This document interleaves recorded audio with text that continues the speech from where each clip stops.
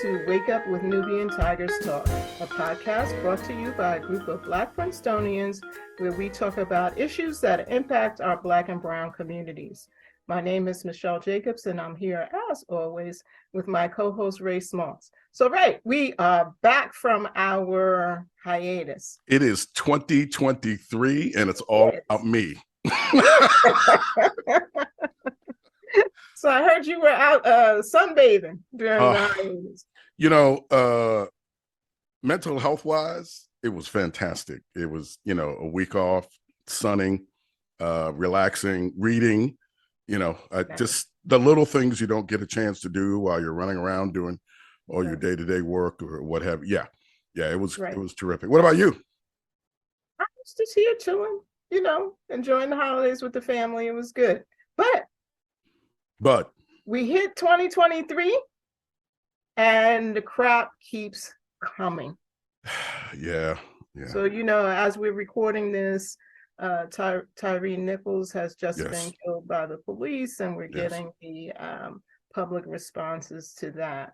So today we're going to have a psychiatrist come on. Mm-hmm. She's going to talk a little bit about trauma, what happens when there's a police incident in our communities. Yes. And also she's an expert on mental health, people with mental health issues and their interactions with the police. So it seems like a timely moment to bring her on. It is.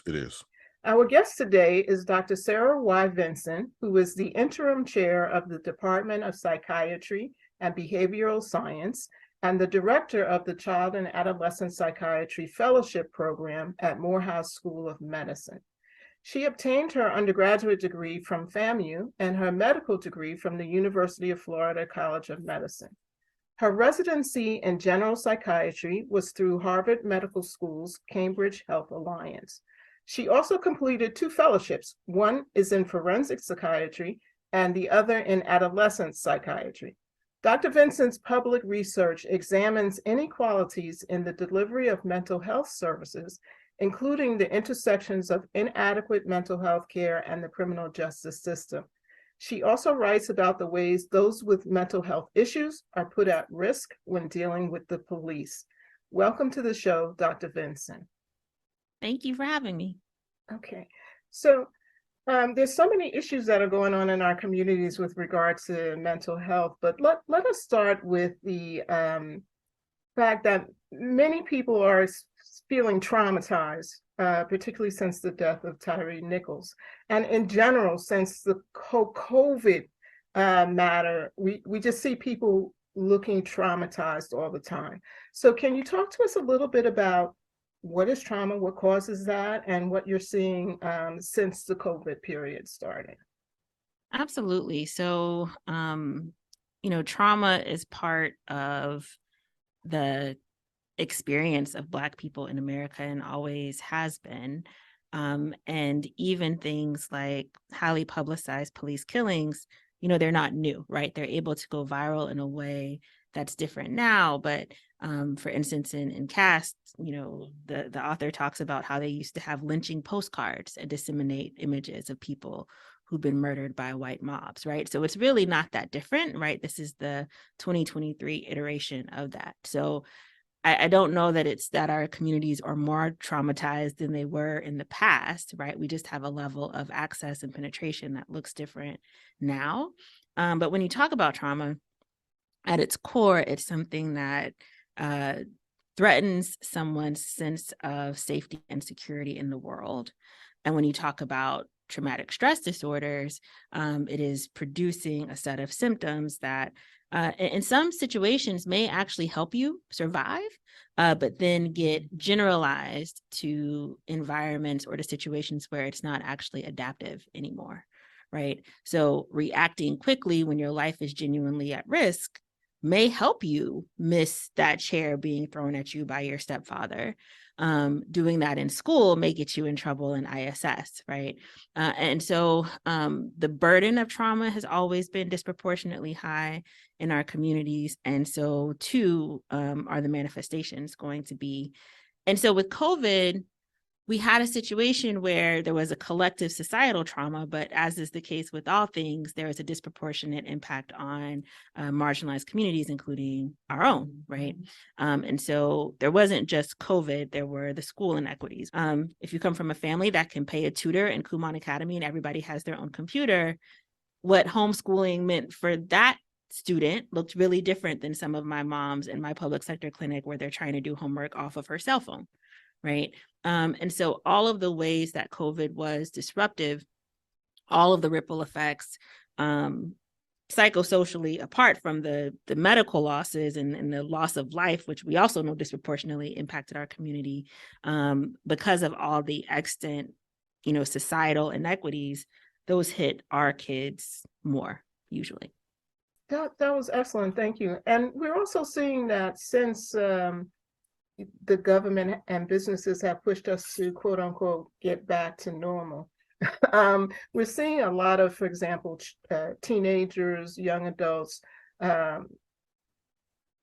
engaging in activities that lead them to get into trouble with the police and maybe are over the top in terms of their behavior. So has COVID caused that, or what's happening there? Also, a large number of kids are now committing suicide. Not a large number, but a greater proportion of kids. Yeah, since the pandemic. Yeah. Right, Black kids since the pandemic are committing suicide. So what are you finding there?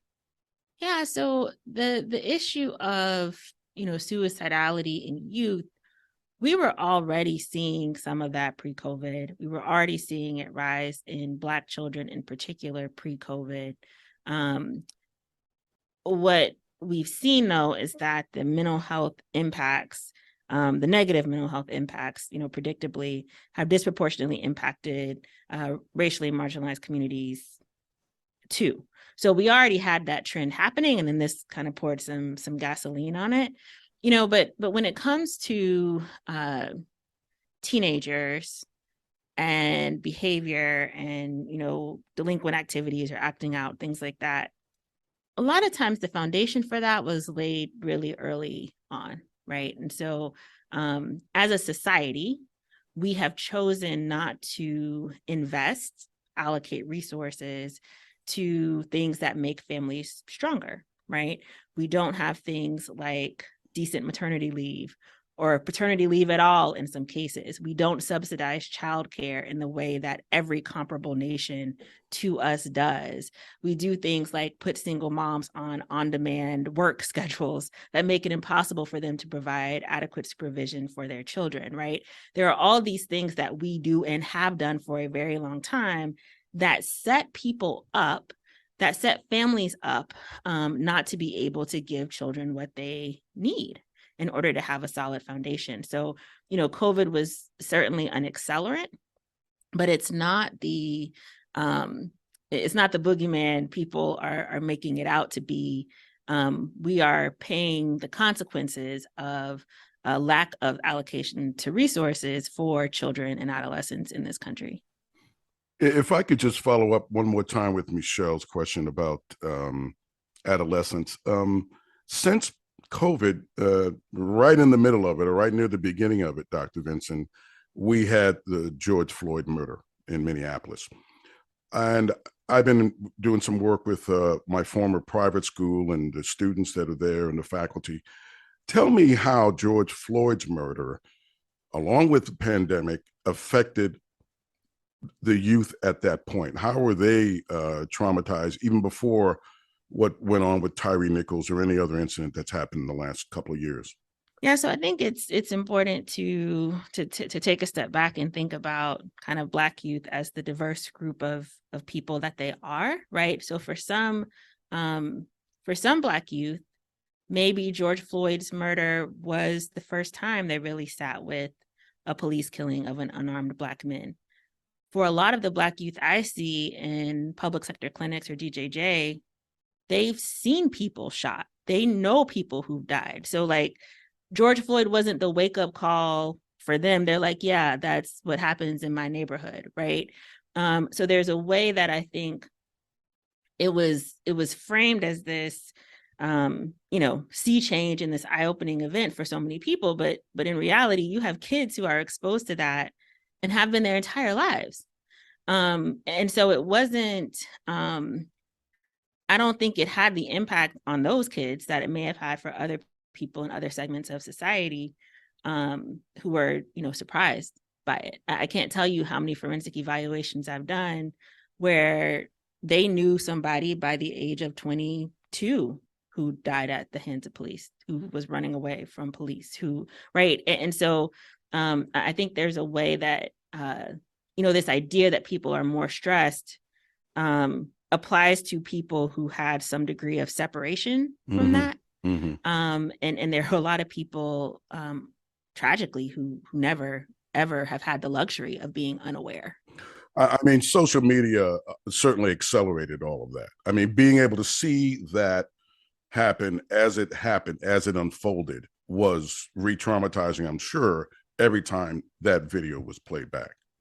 Yeah, but I think that there's a way, and I agree with you, there's a traumatizing element to repeated exposure to seeing someone you relate to who looks like you, who looks like your uncle, who looks like your brother, who looks like your father being killed. There's a way, though, that social media democratized news and coverage, right?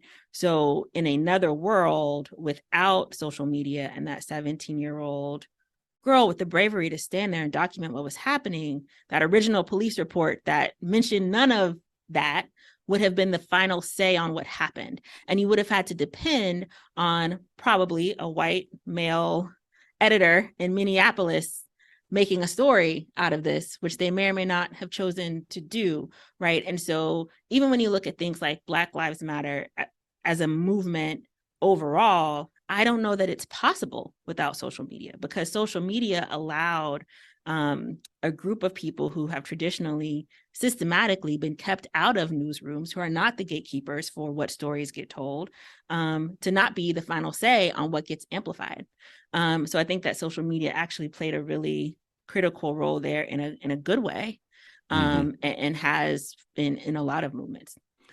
So since we've kind of segued into law enforcement and how policing in our communities takes place, especially with those of us that have mental health issues.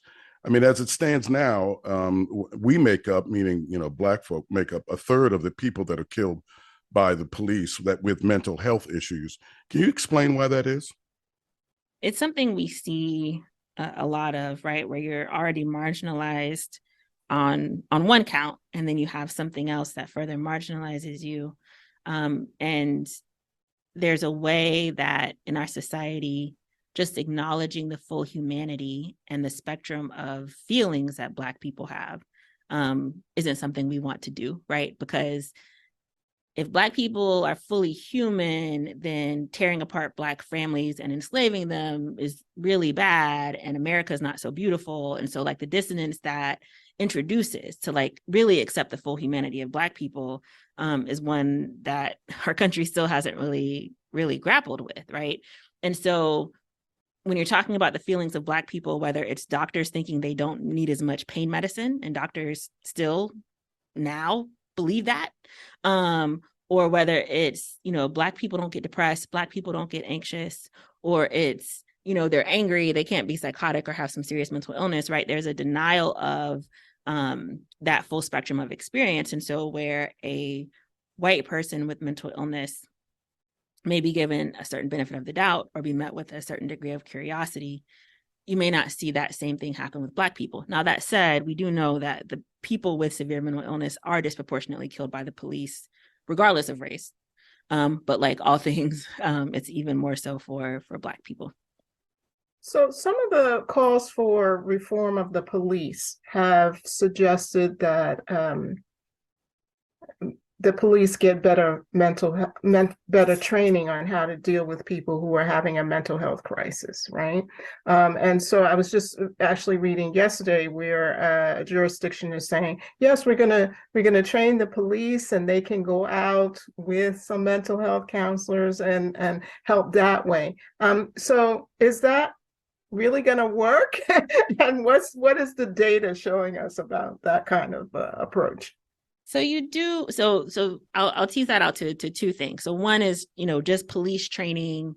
Let's teach them about mental health issues. And you have a program called CIT, Crisis Intervention Training, that's very popular, very widespread, that a lot of people feel good about doing, right? When you actually look at the studies related to CIT, what you see is, maybe police officers take some people to a mental hospital more so than a jail. But there's no data showing that it has decreased police killings. There's no data, or if there is, I'm not aware of it. It's not published or findable by me, or at least the last time I looked. There's no data showing that it shrinks racial inequities. There's no data showing that it is actually effective at changing the problems with what they do. So the officers perceive themselves to be better able to handle these things. But, I really don't care about the officer's perception. I care about whether my cousin makes it out of this encounter alive. And we don't have any data showing that CIT does those things. So education in and of itself is not going to be enough, especially time-limited education, in a system that, since its inception, has not been about the protection of Black people, right? And so there are fundamental issues you have to address that a CIT course is not going to do. And I think it's telling that no one is looking at those more meaningful, outcome measures. Now, when you're talking about a mental health professional going out with an officer, they call those co-responder models, with this idea you have, mental health paired with the police presence. You do have good data for some of those programs. Now, say you have data from Oregon on a program like that. Well, you can't extrapolate Oregon to the Bronx or to Southwest Atlanta, right? So there are ways that you have to be thoughtful about that. Yeah, right? I've been in Portland. It ain't that hard over there. It's not great, but Portland is not the South Bronx. Let me just say that. Right. But not to what they're doing in Portland is great, right? But you have to take input from your community. You have to consider the needs of a community for those models, and I think that's the challenge we're facing now. And some of the conversations we have where these people just want to, plug and play and think you can. And we have these conversations in Georgia pretty regularly where they're like, "Oh, well, in New York," and I'm like, in New York they have Medicaid for people. And hospitals don't discharge people to the street. Like that is apples and oranges, y'all. Like you can't, that's not, no. But, I think that's part of the issue though, when you have people who are law enforcement kind of moonlighting as mental health professionals, they don't understand the mental health system. Can I interject a question, Michelle, before you go on to your next one? Sure. So, Dr. Vincent, also, in these police confrontations, also, it's not just whatever the police do to that mentally ill person, right? Whatever altercation they may have is one thing. But then the medical attention given to that person into mental health crisis, that is also either doesn't happen or it happens too late. Right. It happens improperly, where someone like the young man, Elijah McClain, was given ketamine and he died from that injection because they were trying to make him docile so that they can bring him into the jail. Yeah. And, I love what I do, and I love my work in being a psychiatrist, but I'm very clear, the mental health care system, the medical system is no less racist than the police system is. Racism in mental health kills people just like racism in criminal justice kills people. It's just not in a way that goes viral, right? And I, in my role as a forensic mental health expert, often have the opportunity to see someone who has had a very bad life outcome because they're facing the death penalty or they've already been convicted of it or what have you. And I get their records from elementary school and child protective services and mental health. And I see how children with tremendous traumas were just called oppositional. and just called uncooperative. And those traumas were never considered, let alone addressed by these so-called professionals who were tasked with helping them. And if they had, right, maybe their life would have gone differently. If child welfare had been appropriately funded and actually supported that family instead of tearing it apart, maybe their life would have gone differently, right? So there's a way that I think the nature of what happens and the visibility of what happens in criminal justice sometimes lets these other systems off the hook that feed that system and that set up these encounters, and that are, in my opinion, just as blameworthy. Right. So that opens up so many questions, but are you familiar with the recent order that the current mayor of New York, Mayor Adams, gave, where he authorized the police to take into custody, I'm doing air quotes for the people who can't see me, which we all know means arrest, people who are homeless and who have mental health issues. And the mental health community in New York, it just is exploding, right? It's just like, what are we gonna, what are you asking us to do? So what do you think about that kind of approach to helping, again, air quotes, the unhoused and the mentally ill? Yeah, well, it's one of those things, and I'll say the people with lived experience with mental health problems and mental health providers aren't always on the same side of outrage. But on this particular one, the mental health professionals don't like it at all either. And I think it gets back to that idea of, and I know, I think Mayor Adams has a background in law enforcement. Yes. But it gets back to this idea of, coercion and control as the answer to things, right? And coming to the end point where it's like, okay, so they make them go to a psych hospital, then what? Right? Where are they going to sleep once they get out? Exactly. And will they be able to access the care they need once they get out? Because hospitals, mental health issues, they're not like pneumonia where you go in, you get some antibiotics and you come out and it's totally gone, right? The population he's talking about is one that has severe, persistent mental illness that needs ongoing care. There is absolutely nothing curative about a hospitalization. Absolutely nothing. It is basic stabilization. But when you look at how people do over time, the number of hospitalizations actually is negatively correlated with how well they're doing, right? What is positively correlated is things like engagement, stability, housing, community, none of which this plan is going to help build. So in your view, what do you see as, if you could construct an approach to dealing with mental health issues as opposed to directing those individuals to the police, what would you like to see happen? Yeah, so I think there's two parts to that. So a lot of times when there's discussions around mental health problems and us not having enough, mental health treatment or psychiatrists or things like that, the conversation tends to lead toward, well, we need more crisis beds, we need more psychiatrists, we need more, money for mental health. Sure. Another way that we could think about approaching that, though, is to say, like, why are so many people so sick and so ill and so symptomatic, right? And we could make decisions about setting people up to actually be healthy.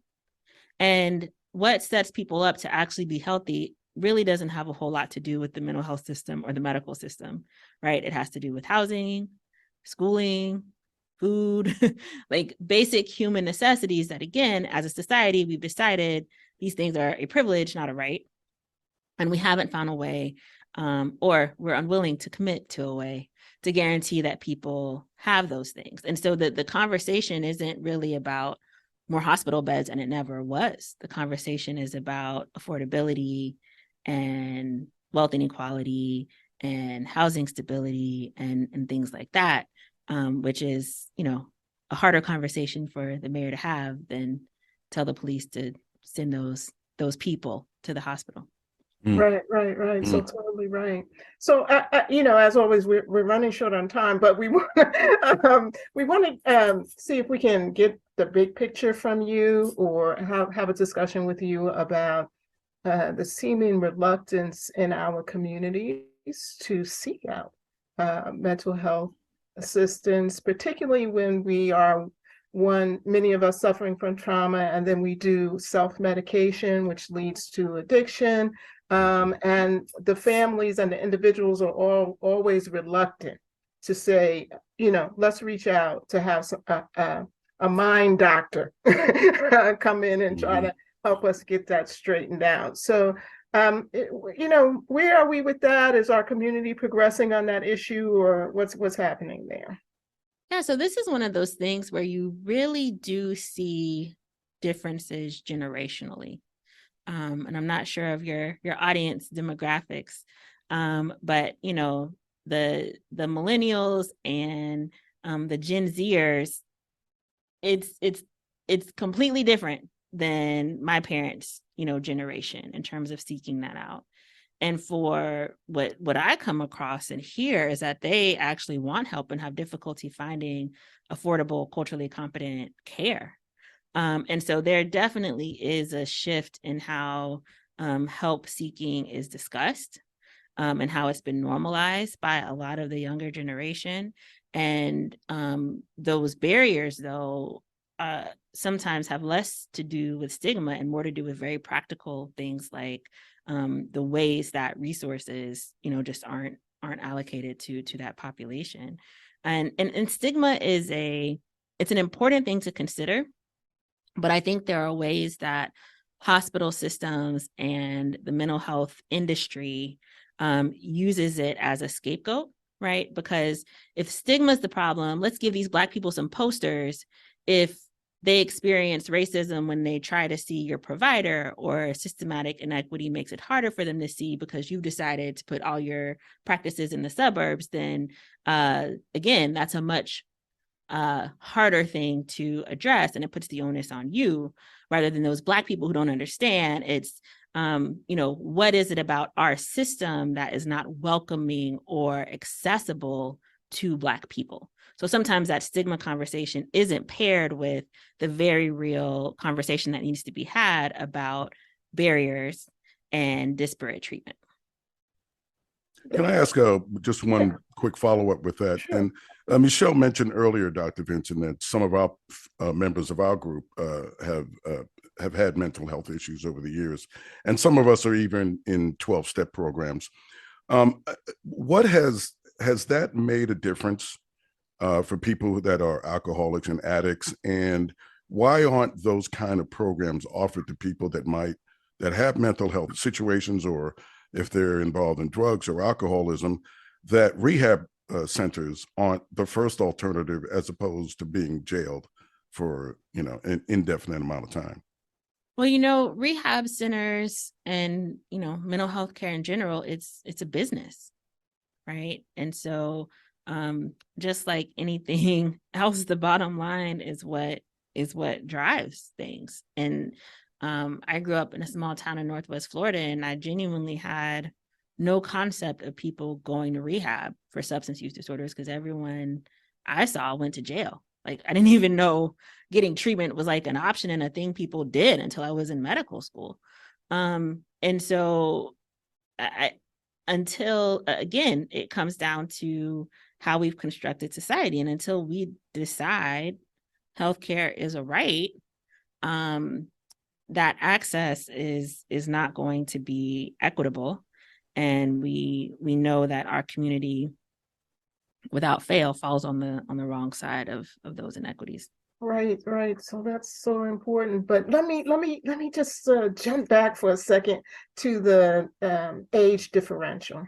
The Gen Z people and the millennials still have to deal with their relatives who are elders, like my age, for example, right? Where there's still that barrier to the idea of mental health treatment. And I know a lot of our trans kids, right, become unhoused because their families or their elders kick them out and won't deal with the fact that they have some differing issues of identity. So is there anything we can do to help our community deal with that age difference with respect to mental health treatment? Yeah, so I think that, what you're doing today is so important because, sometimes these conversations don't come up until there's a crisis or until there's a problem. And it's very hard to have an open, logical, rational conversation in that kind of setting. And so exposure is important. And one of the things that I talk to families about is, because the stigma of mental health issues is real, right? And so when you're Black, you already know you have less room for error in society. That's not a perception, that is the reality. And so having something else stigmatizing that is attached to you has another kind of threat for Black people. And that's real. But the flip side of that, right, is that having something that is impacting your thoughts, feelings, or behaviors, a mental health issue, right, in a society that gives you less room for error, and having that unaddressed and untreated can have different kinds of implications for you that are also disproportionate. So my conversations with families acknowledge that it's not fair, but also acknowledge that your Black boy with ADHD, if he drops out of school, this is what his path looks like. Right. And we have to be honest about that. And when we're doing risk benefit of treatment versus not, your child's risk benefit looks different, and it's not fair, but that's the reality. Right. So what do we do? How do we work around this in a way that is okay with you? The other thing I think sometimes helps resonate with families is the brain is an organ, just like any other organ. Just like you can have a short circuit in your heart and have a heart attack, you can have some circuitry go a different way in your brain and have an issue that is causing a problem. And so kind of using analogies like, diabetes or heart issues or what have you sometimes can be helpful in helping people like think about this like on a real basic biological level. Like sometimes the brain doesn't do what it should. In a way that hurts people. And we have tools to help, just like we have tools to help with other things. And there's no reason we shouldn't use those tools. Now, medication is not the be all end all. It's a blunt instrument. And in most cases, I'd say virtually all cases, it needs to be paired with other things, right? And a good treatment relationship and alliance is going to meet people where they are until they're ready for, more intense interventions if and when they're indicated. Yep, that's very helpful. And I hope that our little podcast will do exactly what you hope it will do and help get the information out there so people can have the conversation, right? Because that's what we're trying to be about. Exactly. Helping people have the conversation. So of course we've run out of time. We haven't touched on any of the other things like forensic psychiatry or the whole issue of culturally competent people, which impacts all professions. But here we are. So our wrap-up question always for everybody is, if the audience can only absorb one thing about what you said, what do you want our listeners to walk away with that's important about the information that you're trying to get out? I don't know that I said this explicitly. I think I kind of hinted at it, but this idea of mental health preservation and setting yourself up and the people you love up to be mentally healthy, and understanding that I love Audre Lorde's quote about self-care being an act of political warfare, particularly for Black people, right? In a society that's literally been designed to take your humanity away, and that has at certain times. That there's a way that sometimes self-care is framed as being bougie or sedity or whatever, right?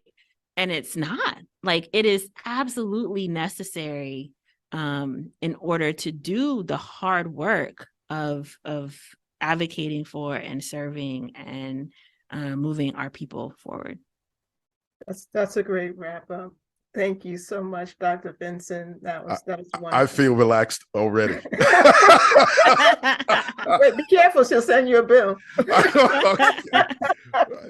I'm just, if you can give me a prescription, that'd be great. Thank you so much. And we hope that you'll come back in the future and chat with us again.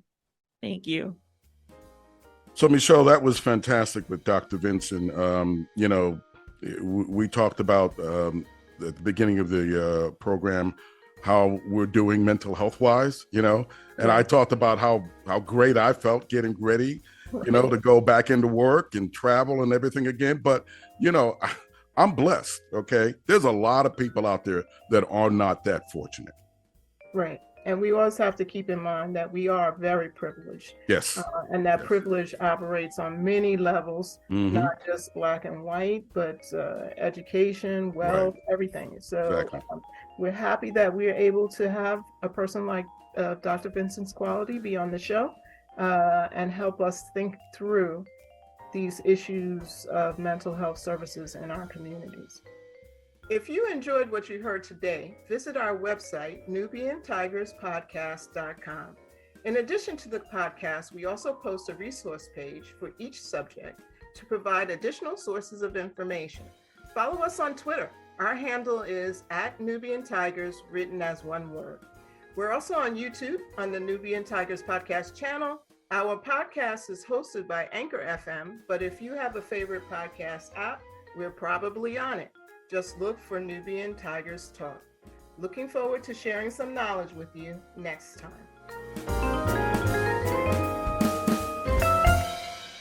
Wake up, wake up, wake up.